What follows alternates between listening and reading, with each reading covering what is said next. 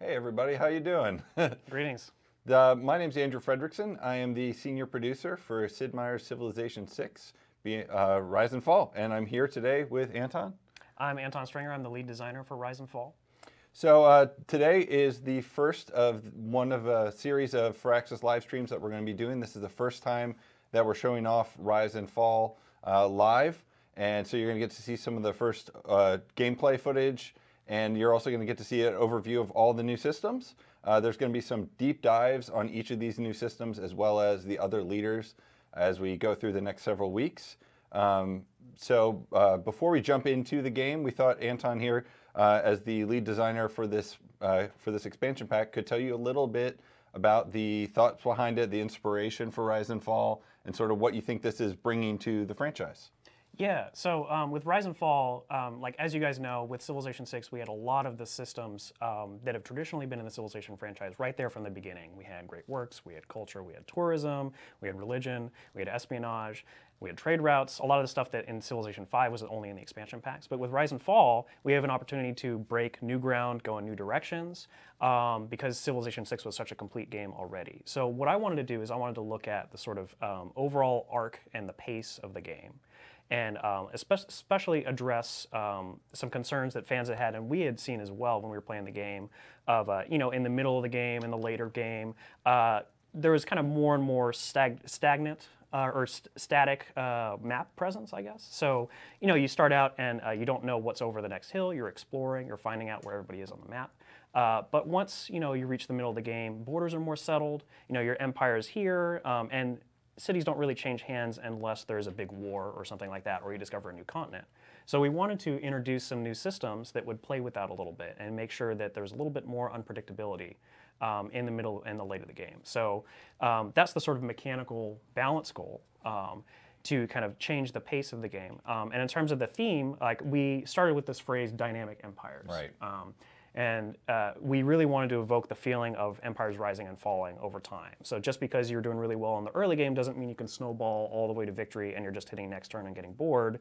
There are going to be a lot of challenges that other people pose to you, and there are other people that were behind can rise up and overtake you. One of the great things that these guys, the designers here, put up on at the beginning of the project to get everyone behind it, we had this really great GIF or GIF, depending on who you are, showing sort of the Roman Empire as it would grow and new territories were claimed, and then it would sort of spread and get really large, and then we get cut in half, and then decay, and then get bigger over here.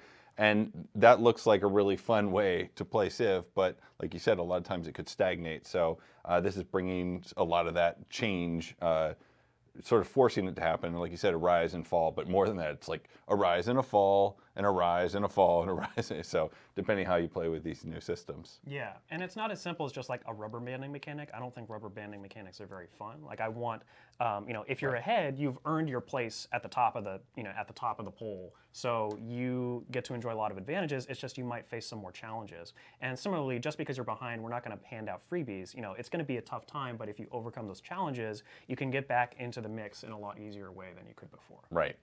So I think with sort of that, I know people are excited to see the game, so why don't we go ahead and jump in? Sure. And one of the first things we're actually going to show you is this new features guide that we've put together. So when you start a game of Rise and Fall, you'll get a chance to sort of refresh your mind on all that it brings, and we'll kind of step through it with you and add a little bit more to it, but like I said, we're going to keep it at a pretty high level for right now. So obviously just a lovely introduction. Yeah, and this art, many of you will recognize this is what we used to tease the expansion. It was the very first thing that we revealed, and we revealed, it was a rotating wheel, and this is the image altogether, which we had actually noticed, and we were pleased to find a lot of our fans on the internet had kind of stitched this together and found out what this was. So this, each window is its own era, reflects these sort of different chapters in your game as you're rising and falling and as the game continues. So, so welcome to Rise and Fall, everybody. So, historic moments. This is a big new feature in the game. They're kind of, I think of them like mini achievements in a way. There are a lot of cool things that happen in playing a game of Civilization 6. You found your religion, or maybe you're the first one to found a religion in the entire world. You create wonders, you recruit great people. You send an envoy to a city-state and flip their allegiance in the middle of a war. There's a lot of really cool things that can happen, and while they're cool in the moment they happen, we wanted to sort of add a historical record for all of them. So we came up with these historic moments, and there are over 100 of them in the game. And in addition to having really cool art and like sort of forming the history of the game called the timeline, they will also give you era score, which is how you end up working towards a golden age or avoiding a dark age. Right. So yeah, like you said, there's a whole lot of these, and we can go to the next one here, and we'll take a look. And sort of one of the things that these do is they contribute. The era score is what sort of helps determine how well your civ is doing. And if you're doing really well, you can go ahead and get into a golden age, or if you're not doing as well, you can end up in a dark age or a normal age, somewhere in the middle. So you can keep track of this. You're seeing a little bit of the UI. Obviously, you know, you'll hear us say this probably a few times, but game's still getting some refinements and some polish. So some of this is going to be a little bit different than what you see for sure when the game ends up in your hands. But it's going to show you sort of like we're trying to show that you can see these things up front, and we'll walk you through it. So era score is kind of your tracker for how you're doing, how proud you are. Yeah. And proud, you mentioned proud, it's kind of interesting. In an earlier version of, you know, we've tried a lot of different names and a lot of different iterations of these systems, of course, because we're trying to find the fun and make sure it's the best possible version of these ideas. You know, historic moments used to be called pride moments, so we called them that for a while. This used to be called glory score, but there are historic moments and their era score. And so in this case, we have 17 era score, and we are working towards a golden age. So, you know, if we hit 20, then we're gonna earn a golden age. It's not gonna happen right away. We're sort of building up our era score so that when the game era changes, so when we go from Renaissance to Industrial or Industrial to Modern, the game sort of takes a tally of where everybody is in terms of how awesome their era score is. And if you had enough, then you earn a golden age. If you didn't, you earn a normal age. And if you were particularly low, you have a dark age. Great. So moving right along. Loyalty. So this, loyalty is one of the biggest things that you're going to see, and sort of it's woven in throughout all of the gameplay in Rise and Fall.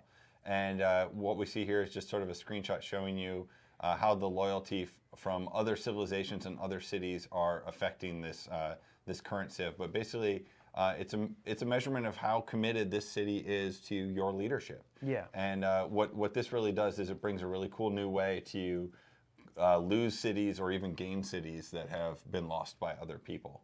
Right. Yeah. It's a measure of, you know, are these people on your side? Are they part of your civilization or not? You know, no longer just because you control a city is it guaranteed that you'll stay in control of it.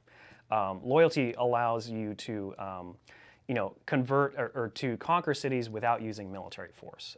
And previous civilization games have had similar things that were a little bit less developed, like culture flipping. But this is a whole kind of full-featured system. It's often what we describe as the glue that holds a lot of the other systems together. So golden ages and dark ages will strongly affect the loyalty that is in your cities. Placing a governor in a city will also affect the loyalty of your cities. And you know, making sure that you maintain high loyalty is a way to make sure that the cities are on your side. If things aren't going well, then the city will rebel and become a free city. And is open to be conquered or won over by a different civ. And similarly, you know, you can kind of through spy operations and things like that, cause disloyalty in other players' cities and cause chaos and havoc, and open an opportunity for yourself to make a move and maybe get a free city without even having to have an army. Cool. So moving along, governors. So there are 7 governors in the game, and these are very strong personalities that you sort of station in cities in order to power up the cities. And there are sort of 2 main things they do.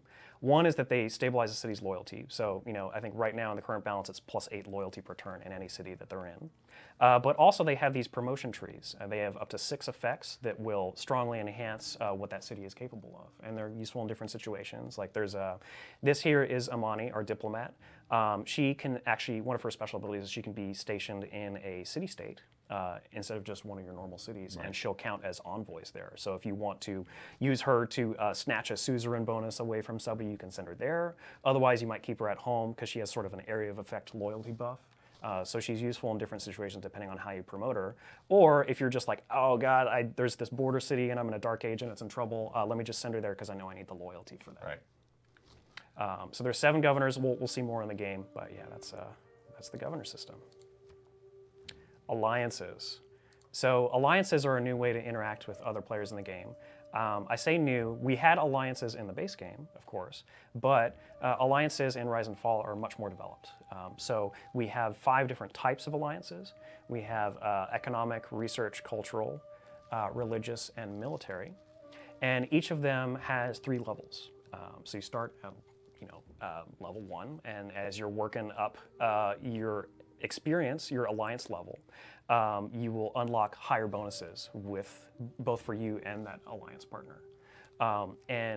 You gain experience by just maintaining that alliance. So it's an incentive for you if you find someone like Cleopatra early on, like, hey, let's be friends, let's make an economic alliance, because we'll both have better trade routes to each other. And as that grows, you unlock more and more powerful bonuses.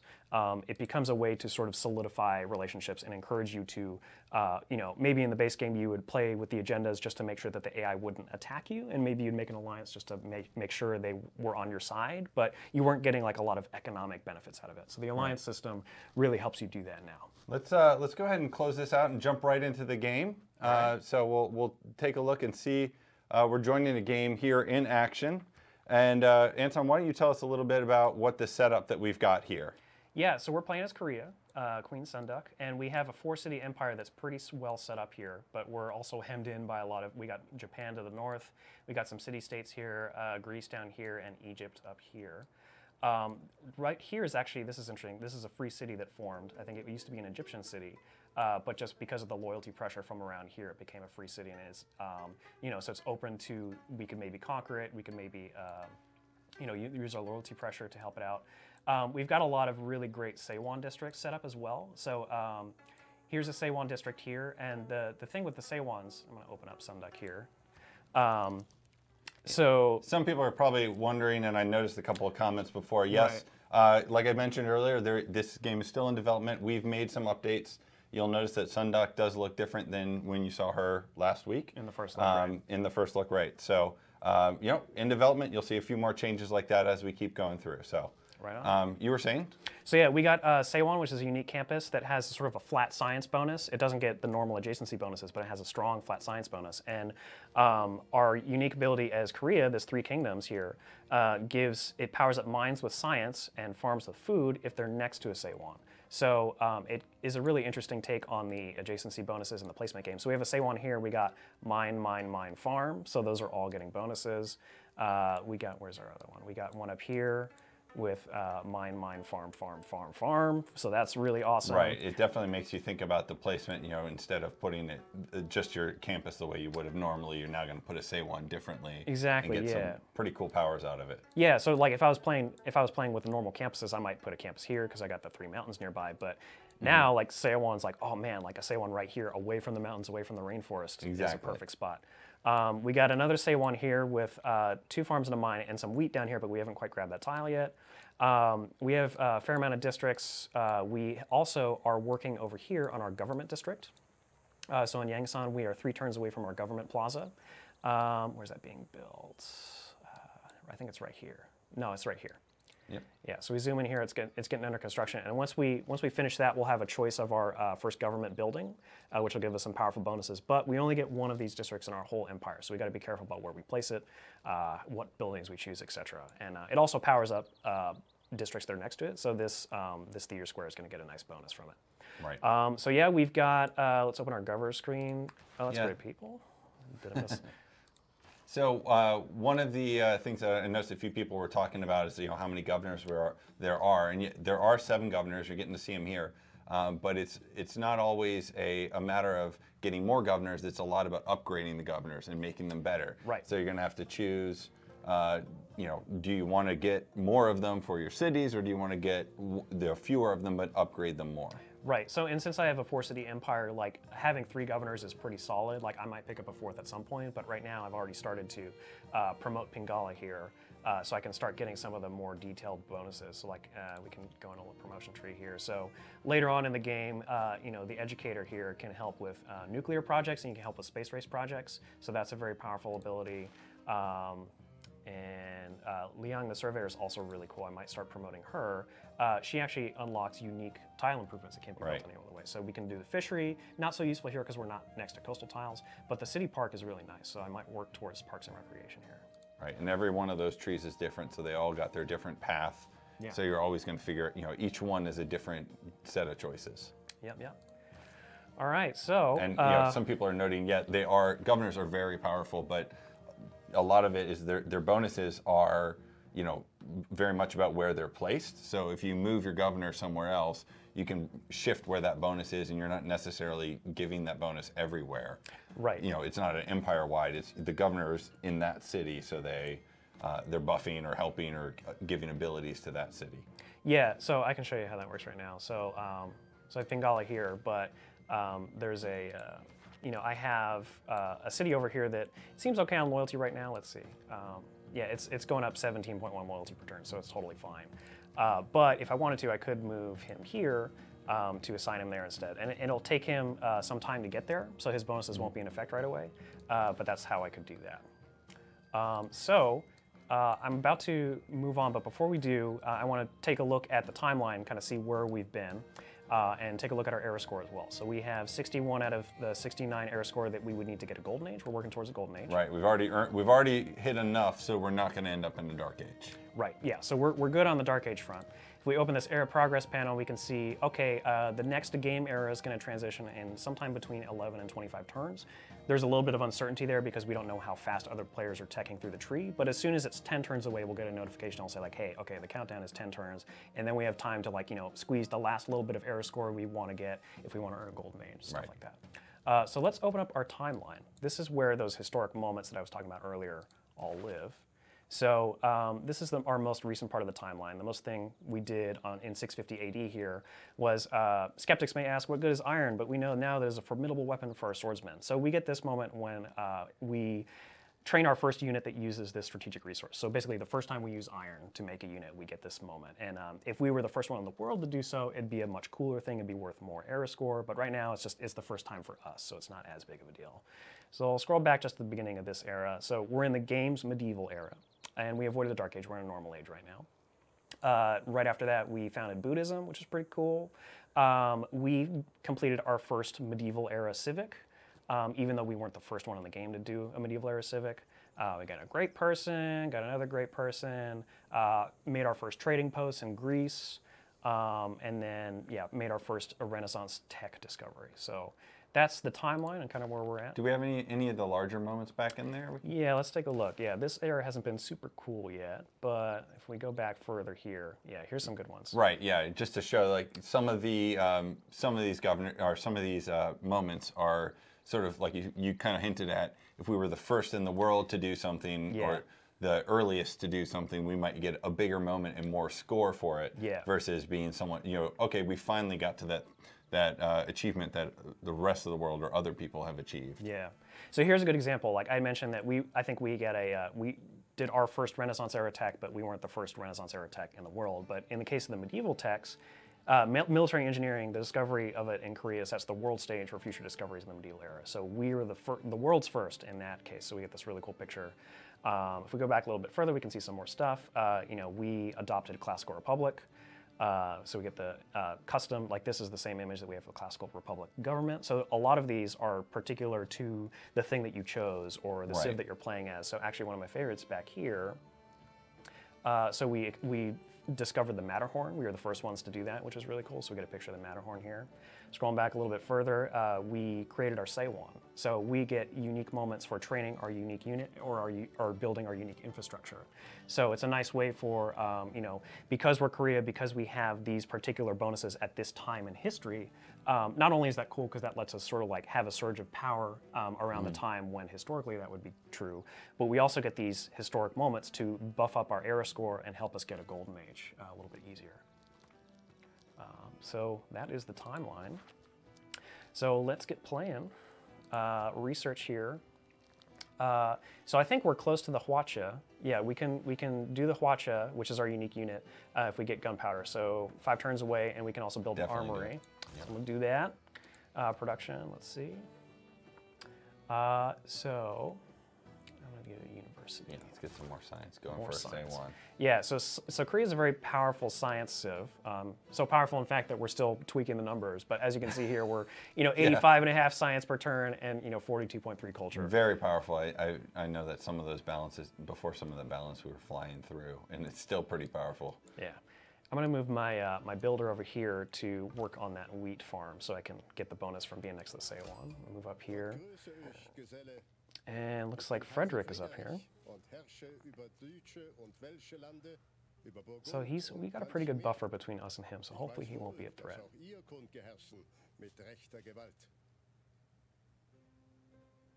All right. You gonna try and be friendly with Frederick today? Let's see. Let's exchange capitals. Let's see kind of what he thinks of us. Looks like he's neutral right now. First impression is not that great. Different government's not that great. So we're not off to a great start, but yeah, let's send him a delegation. Maybe get on his good side. All right. Okay, so let's skip the scout movement there. Pass the turn. And he sent one right back. Oh, yay. Off to a great start.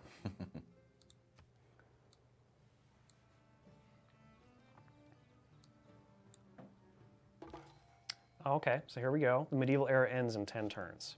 So we got 10 turns if we want to try to get a little bit more era score in order to earn a golden age. I'm going to keep exploring up here with the scout. We have a great scientist. This will give us some era score. So we're going to recruit this great scientist. All right. This is the guy that heals before we have access to a medic unit, but I'm actually going to burn him right away for the tech boost and the bonus, because I think that will give us some era score here. So there we go. Yeah, and we just hit it just in time. Nice. So one of the things I should mention as well, like when you go into an age, regardless of what type of age it is, you get to make this dedication. And this dedication, we'll see in 10 turns here, but it sort of shapes the direction that your civilization is going in. For this era that we're already in, I was in a normal age, but I made this dedication for free inquiry, which means that I get an extra era score each time I do a Eureka, or each time I construct a building that provides science. So this is an additional source of score other than the regular private. Right, and we'll get into it more when we talk about ages, but it's cool to note that you always are making a dedication with every era. Yeah. It's just what your options are is going to depend on what era, what you're going into, and what kind of age you've earned, what kind of effect you'll get from those dedications. Exactly. Yeah. So I think I'll just keep my policies as is for now. One thing that's cool is once we do some government buildings, we'll get, we've reworked how legacy bonuses work for government. So instead of having a percentage that increases the longer you're in a government, constructing a government building while you're in a government will actually give you an extra wildcard slot. That is a powerful kind of government-based ability that you keep Not for the a rest slot, of the game. an extra wild Or card. an extra wild card policy, yes. Yeah. Thanks for clarifying. Yeah. Let's do divine right. And we got a governor title. That's probably because we finished our either from the civic or from the government. I saw some questions earlier, just to touch back. People were asking how you choose, or how you spend XP or whatever. But you can see it right here in this in the civics tree. We've got, just like we added for envoys, you can see that where you get a title, and those titles are used either to promote a governor that you already have, or claim a new one that you haven't already got in your empire. Right, so yeah, there are a lot of most of the governor titles in the game come from the civics tree. There are some, like you'll get some from government buildings as well, and there's also a wonder that will give a bunch, but you can't really get all the governors and all the promotions in the game. You're gonna have to pick like which ones are important. You can get all of them, or you can promote some of them all the way, but you can't get all of them promoted all of the way. Yeah. Unless, if you're really That's tricky, true. you can repeat future civic and get a whole bunch of governor titles and just sort of like max them out if you're in the end game. So that's a nice perk for that. But what I'm going to use for this one? So I think I'm going to start working towards that city park. I think that's pretty cool. And in the meantime, so infrastructure is nice. It's a little late for our government plus building because we're already constructing it. But having extra production towards whatever building we put in it will be nice. So I'm going to promote her. And I'm going to make sure that she's in, right now she's up in Jeonju here, so I'm going to put her in Yangsan instead. That's going to bump out Magnus, our steward, but we can put him somewhere else. So let's see, I might put him in this border city here. Let's see, is anybody in loyalty trouble? This free city looks like it's falling in loyalty and it's going to flip pretty soon. Egypt has stronger pressure here, so it's probably going to go back to Egypt, and I don't think there's much I can do about that. Do we, well, I know we'll get into it later, but do we have anything we can do right now about the loyalty there? So there are a couple things we could do. If I had instead started if I promoted or if I recruited the diplomat Amani here, she has these 2 abilities. This one is the one that would help me here. Emissary. Foreign cities within 9 tiles gain loyalty per turn towards my civilization. So I could station her here. I could station her here. Because she can go in city-states, I could also station her here. And she would exert loyalty in my favor on Shadat here. So, you know, when it's not my city, it would get -2 loyalty per turn, and it would sort of add to that pressure that I'm getting in my favor. I don't think it'd be enough to swing it in this case. Another thing we could do, we don't have an entertainment complex district, but if we did, there's a new city project called Bread and Circuses that would increase the pressure that this city is exerting. So we could run some bread and circuses. It would make all my cities nearby more loyal. It'd make this city more loyal, and it would also make foreign cities nearby less loyal to their old owner. So basically, throwing a party and making a huge party, making everyone want to join you a little yes. bit more. Exactly. So those are the things we could do, but I think we don't have a lot of options right now. I'm just going to clear out some of these guys.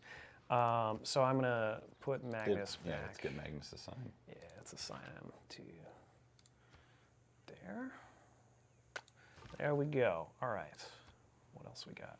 Keep exploring up here. That's fine.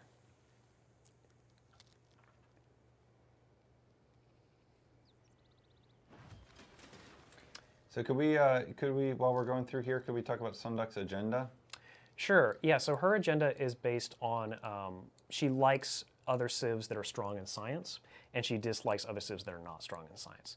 So it's kind of interesting. Like normally, if I'm playing as a human player, and you know, a lot of the AI will take this into account as well. Like people that have a lot of science are a threat, but she actually respects that. She likes people that are strong in science, and she's going to be strong in science herself. So that's her agenda. And of course, like the other leaders, she'll have a secondary random agenda. And we've added a bunch of new random agendas to the game. One of the ones that I think is pretty cool is there's a random agenda for liking people that are in golden ages and disliking people in dark ages. So they kind of like try to suck up to the person that's doing well. And then we have the flip side as well, like someone that takes pity on somebody in a dark age and like really like dislikes somebody that's in a golden age because they're so pretentious, sort of things. So there's just some fun random agendas that we've added to the game. Let's keep going here. So okay, let's choose our government district building. So we can do Audience Chamber, we can do Ancestral Hall, or we can do Warlord's Throne. Warlord's Throne is useful if I'm kind of like on a rolling conquest spree. You know, I get this production temporary bonus every time I take a city. I'm not really in a position to do that. Ancestral Hall is great if I'm settling on a lot of new land. It helps new cities. Seems like you're getting close to that pact. I'm a pretty tall pact. Yeah, I could maybe found another city up here, but my temptation is to go with Audience Chamber here, which basically, you know, more amenities and more housing for cities with governors, but less loyalty for cities without governors. So this is a great one for someone who's got a governor for almost every city or every city. Right. And which is the way you've got your Korean civ set up right now.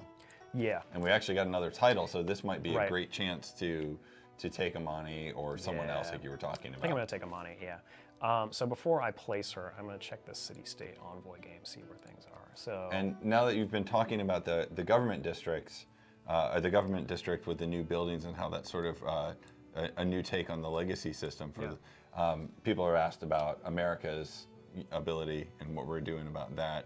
And I think it's just a good time to chime in, just say, you know, we've gone back and sort of, as we introduce all of these new systems, you know, it has an effect on some of the abilities of the previous, the civs and from the base game and the DLCs. So we've taken a look holistically at all of those, and we're basically going to update them and make sure that they still play well, and they've got something that's a little bit more appropriate within the new Rise and Fall. I'm really happy with what we did with the Founding Fathers bonus for America. What we did was it keeps the spirit of that legacy bonus thing, but what we do is kind of similar to Poland's ability. If you have you take a diplomatic slot in your government and it's upgraded into a wildcard slot. So, you know, if you have, let's see. So in this case, like if I was playing as America, instead of having a diplomatic policy here, I have an extra wildcard policy. And you know, since I don't have a respec for the governments yet, but just to show you, you know, like these are the great people ones that I could have, and like once I start doing those government district buildings, I'm going to have those legacy cards there as well. Right. So it's going to give you a lot more flexibility, but still sort of, and you can use that to embrace the legacy bonuses like you would have. Yeah, or you can use them for other wildcard things since they're so versatile. Yeah. So I'm going to go ahead and couple people have caught on to that new resource right there. You want to Right here? go in a little closer? Sure. Let me just finish this up to get my super farm next to the Say-One. So this is Amber. This is a new luxury resource. There are 3 new resources in the game. Amber is, it can appear on land as well as on water, so that's kind of something that's interesting about it. But yeah, it's another luxury resource for us.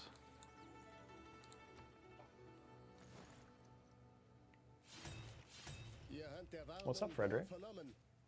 What? Oh no. He didn't take long to not like you. Yeah. I sent you gifts and delegations, and you sent gifts back?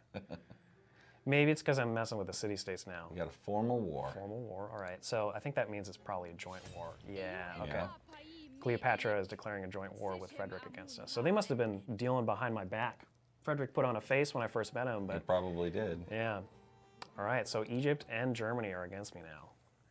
Well, that changes things. So, let's see. I don't know if I actually ever placed my diplomat. I was looking at this, but yeah, now that I know that there's war afoot. So Cleopatra has Preslav as her she's the suzerain of Preslav. Mm-hmm. Could I mess with that? Where do you have Preslav? Do you even know where Preslav is? I do not remember, but luckily, the game can tell me. It's over here. Okay. Do I have any envoys there? Okay, so I could... No, I don't have enough. So Amani at her base level gives 2 envoys, so it wouldn't be enough to topple the suzerain, so I'm not going to bother. I was going to go to Geneva because I get more science, because, you know, I need more science always, when I'm at peace, but I'm no longer at peace, so let's see. You can see by that icon that Geneva's actually got a diplomat governor theirs. So if we want to show that real quick, we can click on it, and we can see that, you know, we've got 2 people actually have put their governor. So this is hotly contested, yeah. I think what I'm going to do, I'm going to see if Brussels, which is right here, can help me out.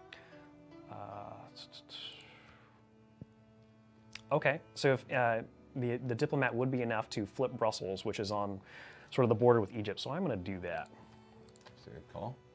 Again, it'll take her some time to get there, but once she does, Egypt will hopefully be in for a nasty surprise. Yeah, everyone else only had your cities, but she's like got she can go in all the city-states that you can put that you're aware of. Yeah, yeah. All right, so she is headed to Brussels. Okay, so... And conveniently showing up on the city banner there. Yeah, she's on the city banner there. It takes her 5 turns to get there. All right, so let's start defending ourselves. It's important to note, though, it's not 5 turns to get there. That's true. They do put their loyalty on right away. It's just the extra effects. Yes.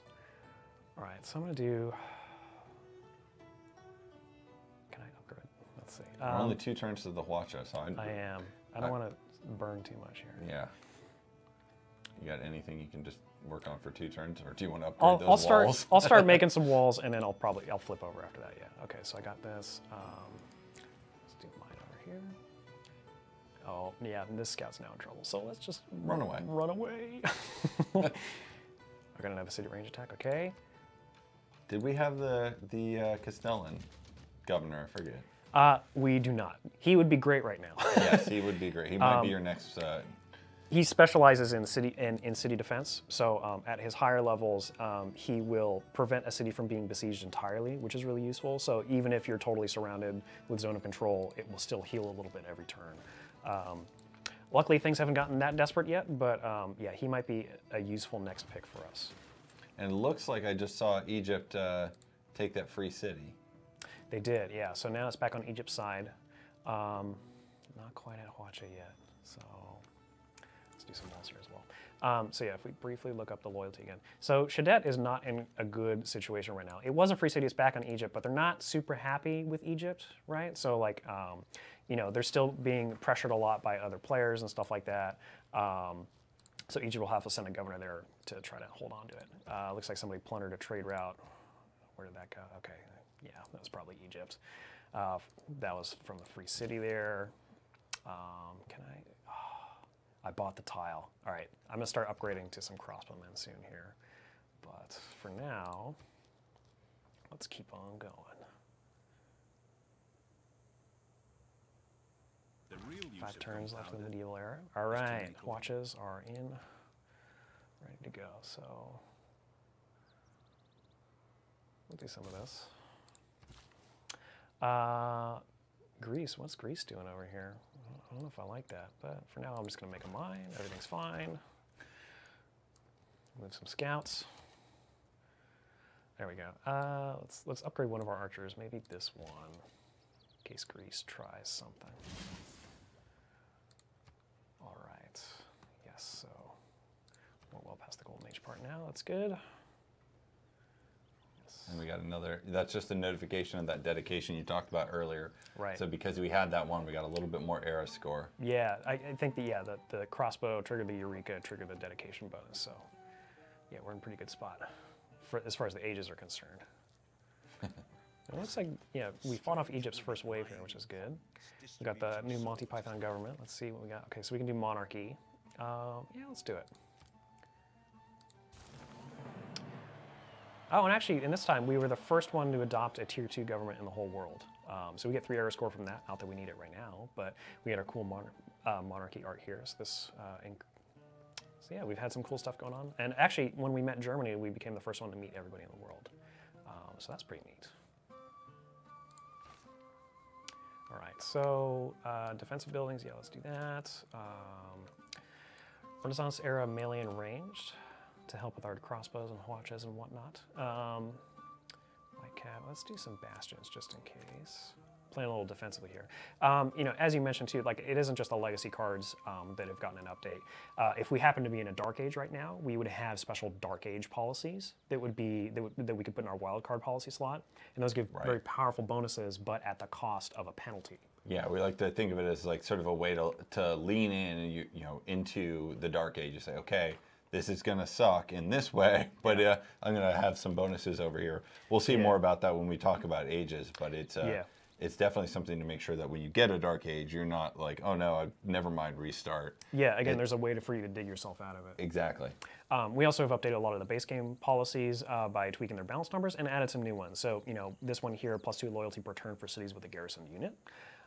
Established governors with at least 3 promotions. So if we're playing like a really sort of tall governor playstyle, give additional amenities and housing. This one here, governors provide +2 loyalty per turn to their city. So there's other ways we can sort of increase the loyalty if we're having problems there. For now, let's see.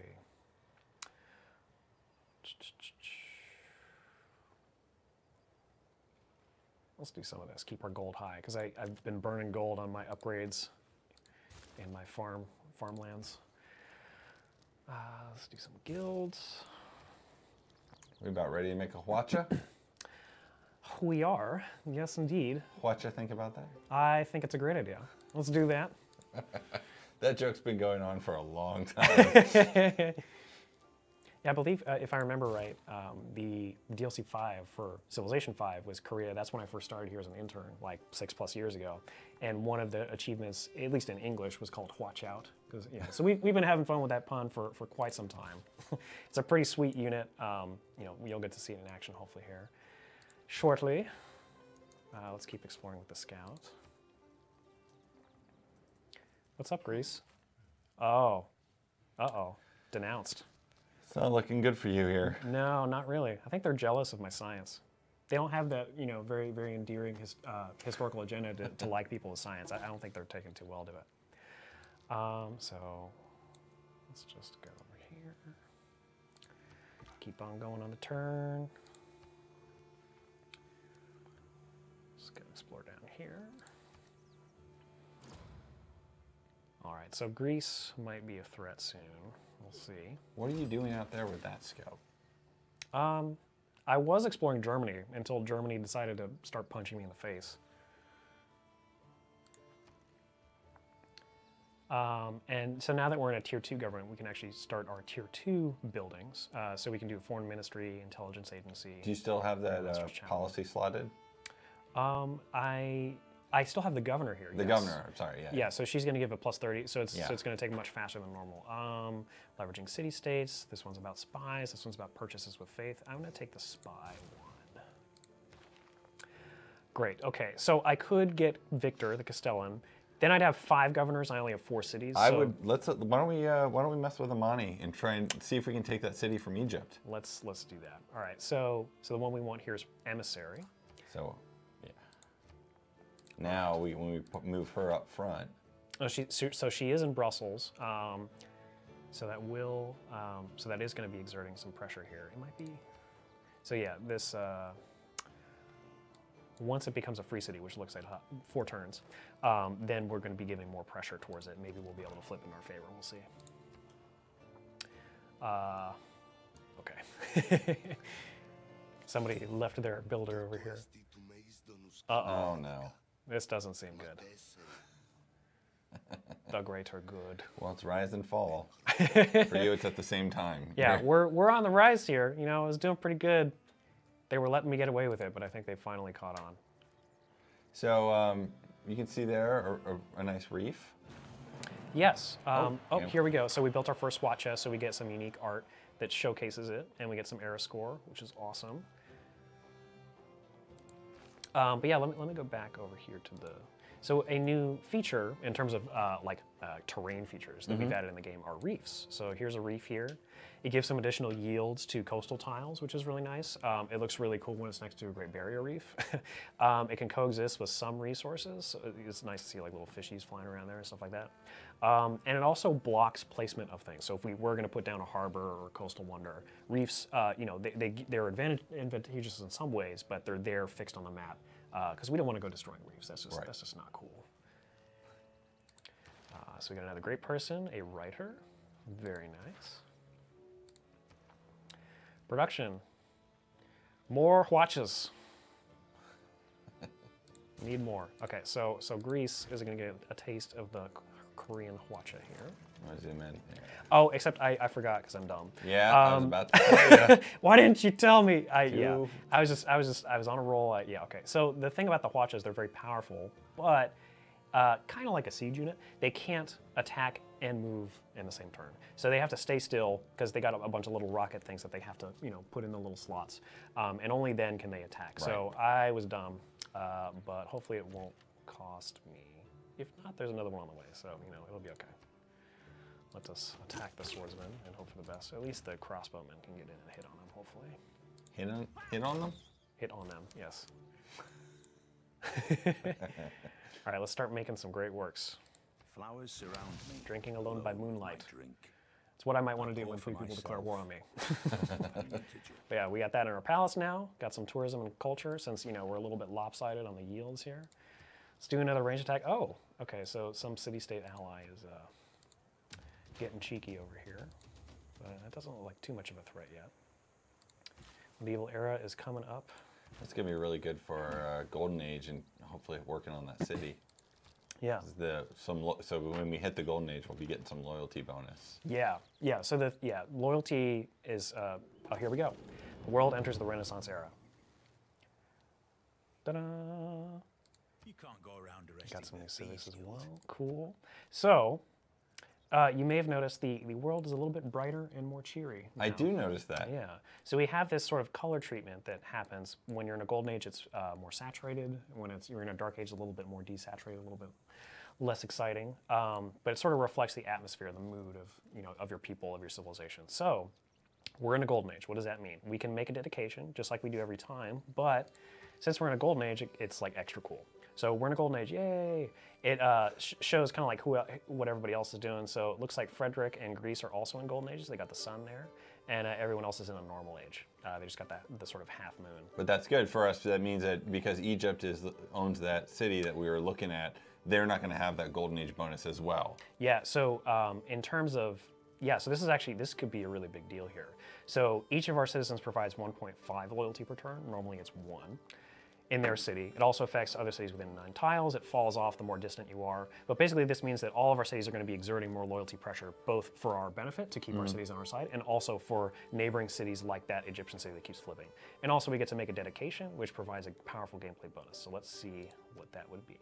So going into the Renaissance era, these are our 4 choices. We can go with Monumentality, Exodus of the Evangelists, Hinc sunt dracones, which is, I think, there be dragons in Latin. You have to yell ask our writer. You have to yell it, though, if you're in. Hinc sunt dracones. I feel like I'm casting a spell or something. Or we can reform the coinage. So each of these, if we were in a dark or a normal age, it'd be like, okay, here's something else you can do to get more era score. We're in a golden age. We're extra cool. So if we go monumentality, all our builders move more. We can purchase civilian units with faith. Builders, settlers. Builders and settlers are cheaper to purchase with faith and gold. So great infrastructure.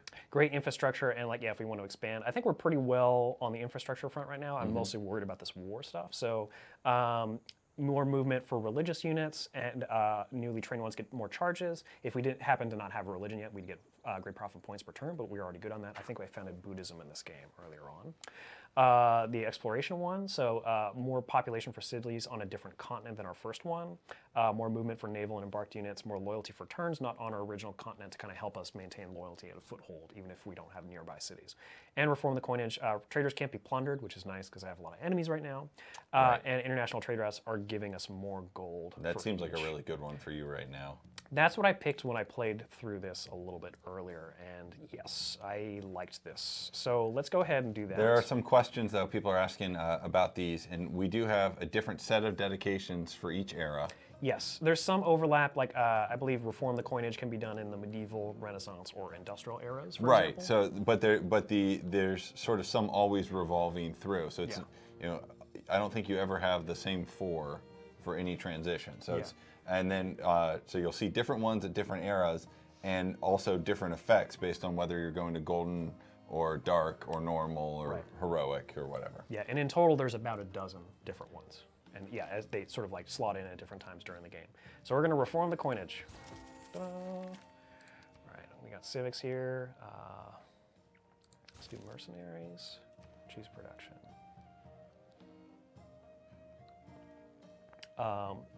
Let me point out some of our new wonders here. So Kotokuin is really cool. More faith in the city, and gives us warrior monks, which I really like. Apadana, it gives us some envoys, which is nice, and some great work slots.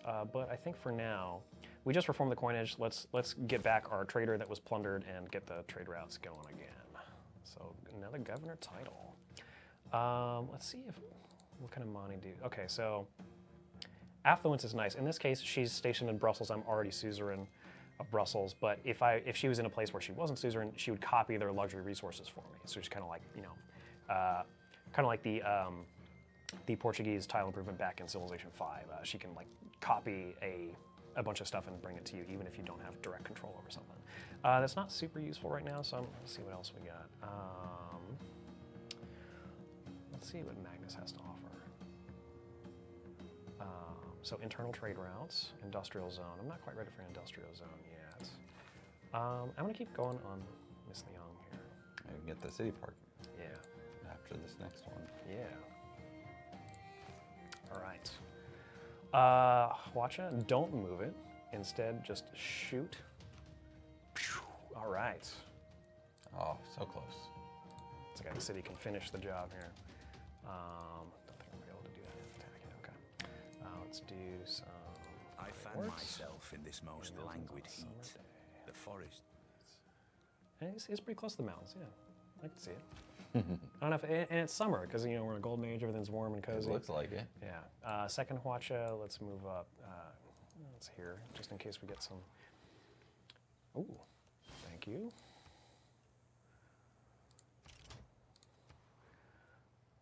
All right.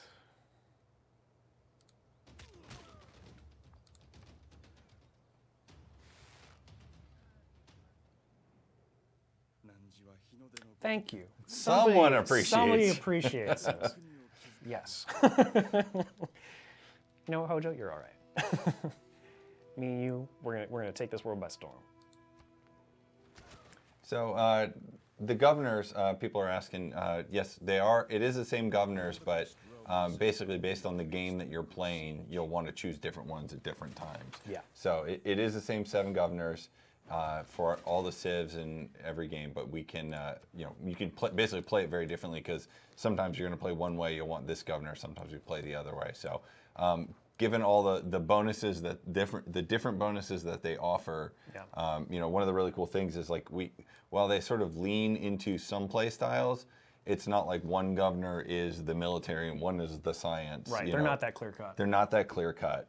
So they're definitely much more about historical archetypes than actual figures. Right, and I had played a different version of, like I had taken a different path in this save a few days ago, and I had actually recruited the Cardinal Governor because I was in a little bit more peaceful of a situation. I was using Moksha here to hit many of his powerful bonuses of spreading the religion, because I had founded Buddhism, and I wanted to try to start converting Japan up here, and maybe Greece over here, but right now I'm a bit mired in a war, so Amani to, like now I got Brussels on my side here, which is really cool. Look at all these archers just wreaking it. So that's why we haven't seen Egypt. I was kind of wondering. And we lost, and they lost the city. And they lost the free city again, right? Yeah. How, do you want to take a look at the loyalty on that? Let's take a look. So. Looks like we've got Egypt's some still in the lead. UI bug there to fix up. Yeah, this is already fixed, I believe. But yeah, basically every time the city flipped, this is these are the previous versions of what the sort of pressure accumulated was. But yeah, now it will reset every time the city is flipped. But you still show the history like that. Watch is in a little bit of trouble. I think nothing we can't handle. There we go. Let's move this guy up as well. Might as well move him now. Move him while I can't shoot. Choose production. All right, market, Renaissance walls. Let's do some market. So another balance change that we've made. We had noticed that in the base game, there were a lot of times where you could have a city that was in really not a great location, like in the middle of a desert or something. It wasn't growing very well, but because there were a lot of bonuses that were kind of like based on per city stuff, you could kind of rack up a lot of stuff as a really wide, expansive empire without a lot of cost. So, and one of the examples is like, you found a city, it's one population, it's not really doing much good, it's just taking up space, but you can make a district there because you have enough population to make your first district. So you plop down a commercial hub or you plop down a harbor and you get a free trade route. So you can get these absurd amount of trade routes going on, even though you don't have a lot of cities that are really earning it for you. So one of the balance changes that we made that we like so far is the trade routes now come on the market or on the lighthouse. So you have to work a little bit, invest in the city to make sure that it's actually a good city in order to really power up your trade game. Right, yeah, the balance and the, how the AI plays with both the new systems and the old systems. That's, it's worth noting that all of those things are something we're looking at through the whole expansion. It's not just the new stuff. There are the changes going on in the balance, in the AI, and all way beyond just what you're seeing here.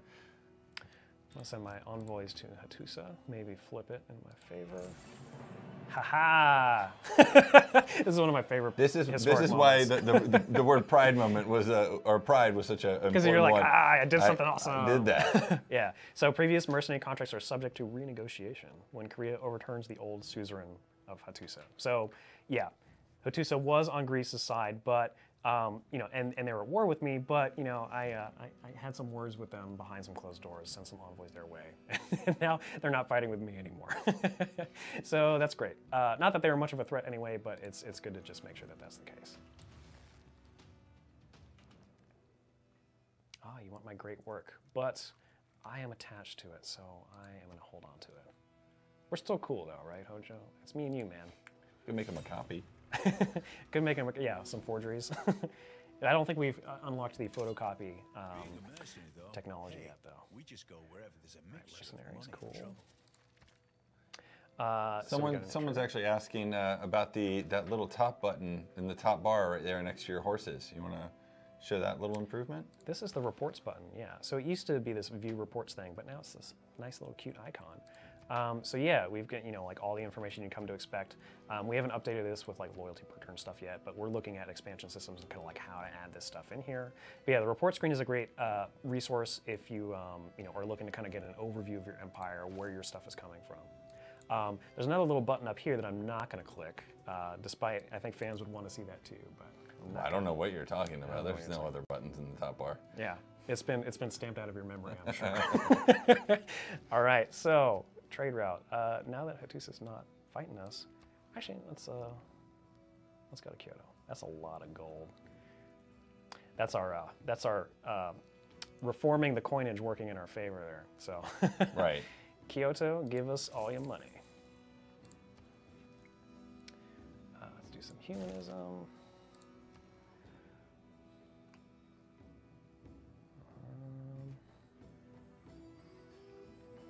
Another because they're so cool. Ooh, even more Rocket envoys. artillery. Rocket artillery. I'm going to lock down Brussels with the 6. Nice.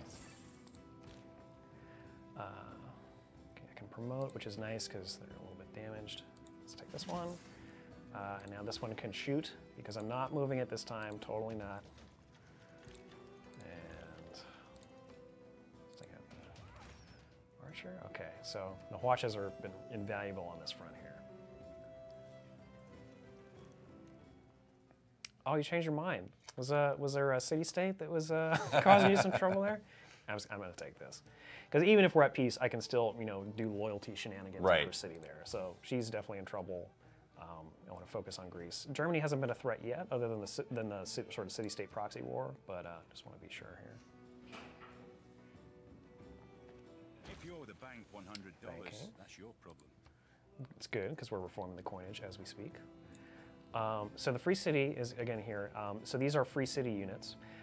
They sort of spawn some units to defend their city when they first come into existence. Unlike barbarians, they're not going to come out and seek to destroy us. But if we try to attack the free city by force, they aren't going to defend themselves. We could try and take our Huachas up in there. We could indeed. Let's see. We have some Brussels forces over there that might. It's true. Might help out. I don't think I can afford to directly levy Brussels and coordinate them. It needs a little bit more gold. Yeah. No, but they should start help. plunking at that guy on the left there.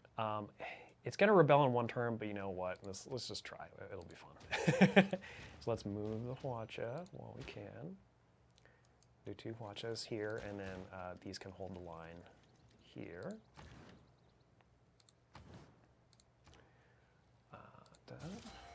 More great people. A merchant, perfect. You can help us reform the coinage.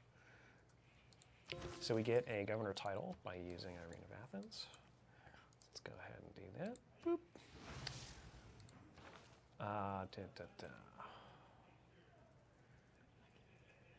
City Park time.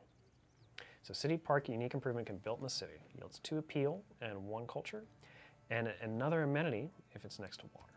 So let's go ahead and lock that in. So it has to be in the city that she is in. So that's my government plaza place right there. So I could start making some city parks around here. There's no lakes. Oh, there's a lake up there, but it's a little bit far.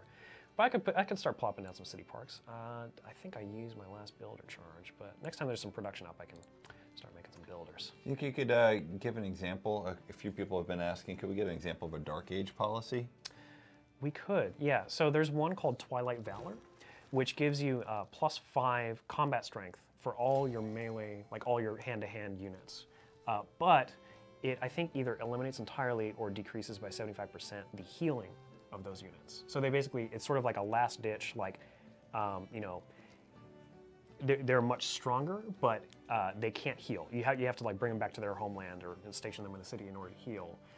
So it's sort of like last ditch, like let's go We're gonna charge the line. Fight to the death. Fight to the death, exactly. Yeah. Like desperate times call for desperate measures. Like our military is very in dire straits, so like we might as well go all out and throw caution to the wind, that sort of thing. Right. So that's Twilight Valor, and that's a pretty cool one. Looks like Egypt took it back. They did, yeah. So they had enough loyalty to flip that back, but it's going to rebel again in 4 turns. They're not in a good spot right now. So maybe we'll just wait for that opportunity and start staging ourselves.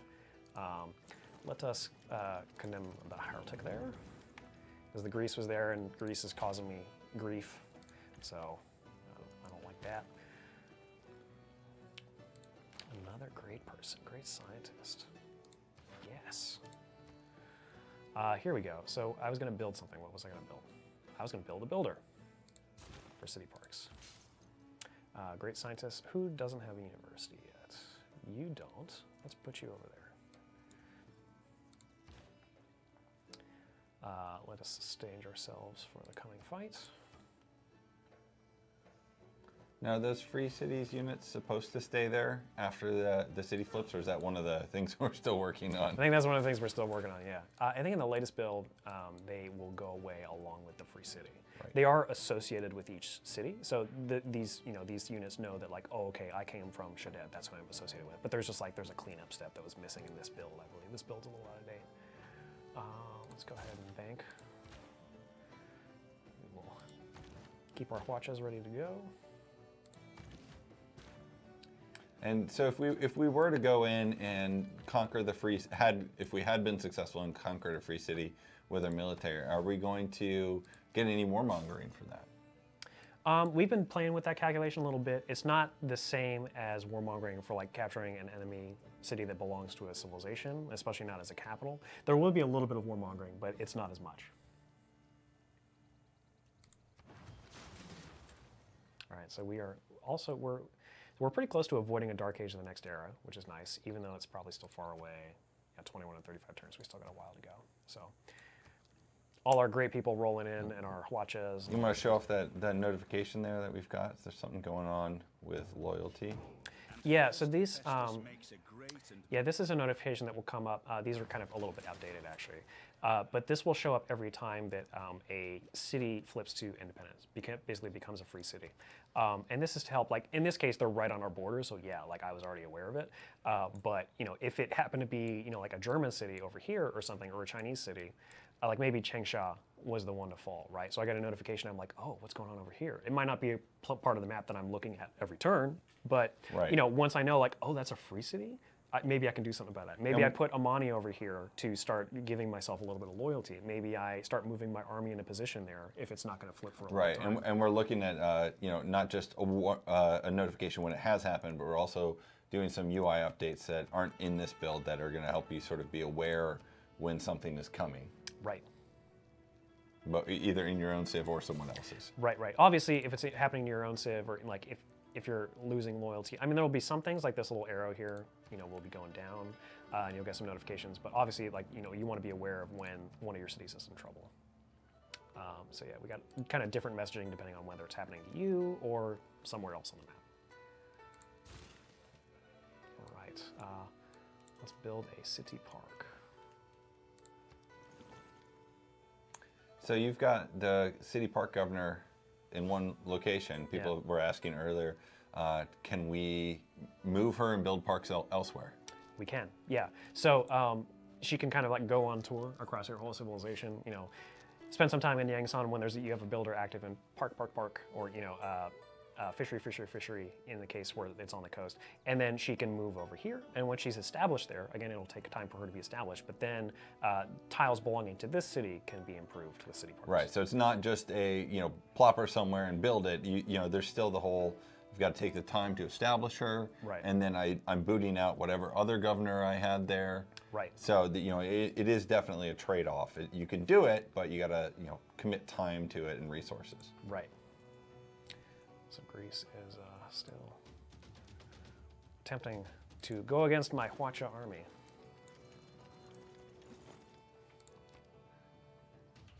All right, so I think my goal is, yeah, make some city parks over here, and once this city flips, see if we can take it in time. I unfortunately don't have a melee unit because I was neglecting that. We should have tried to get open borders from Cleo.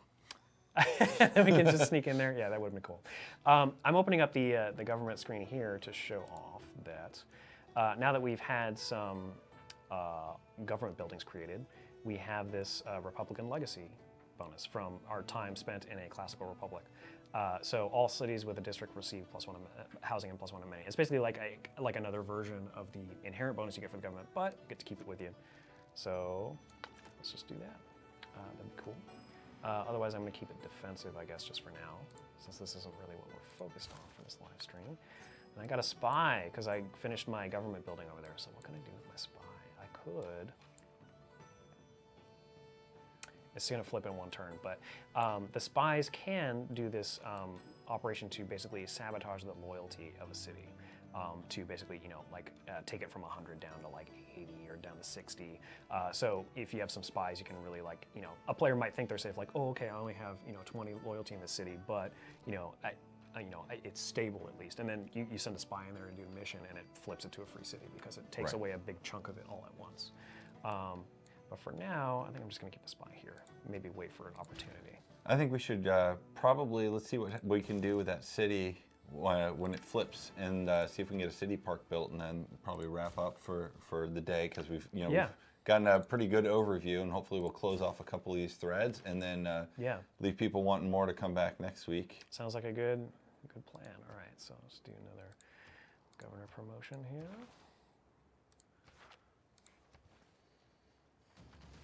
All right, so it should be flipping. Oh, you want out as well. All right. Perfect. That's fine. Now you can commit that army. Yes.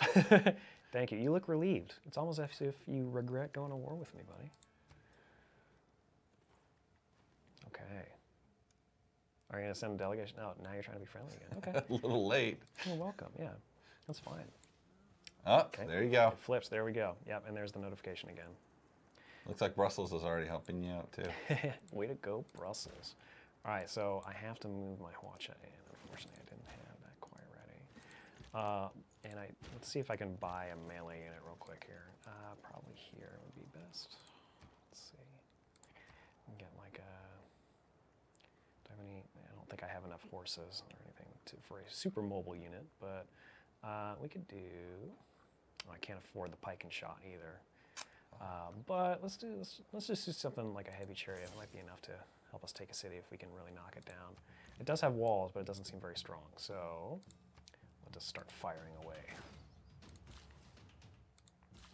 Let's do a city park. Ta-da! I got the auto camera move on, but let's go admire it in all its prettiness. So yeah, it's a very cool looking city park. You know, remind people what that's doing? The bonuses for it? Yes, so it gives you 2 appeal and a culture, and I think if it's next to water, not a river, but like lake or ocean or something like that, then it'll also give an amenity.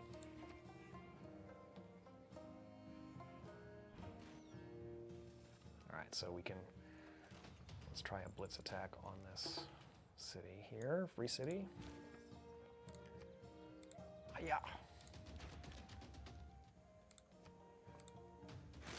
Did you just say hiya?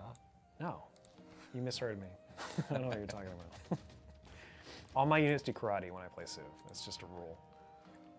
All right, so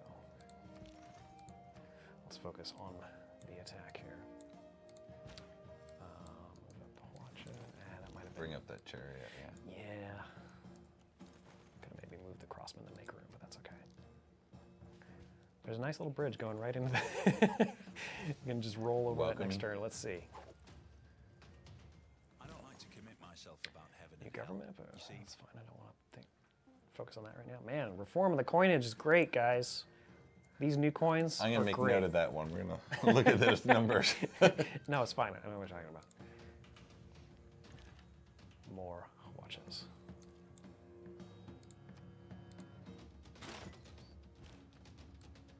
Okay, not moving you.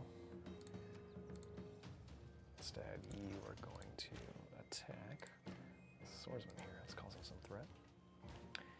You, I could promote you, but I want to. Oh, it's so close. Ensure your victory. Yes. Oh, that was a misplay by me. All right, we're gonna do one more turn. One more Just turn. one more turn? Just one more turn.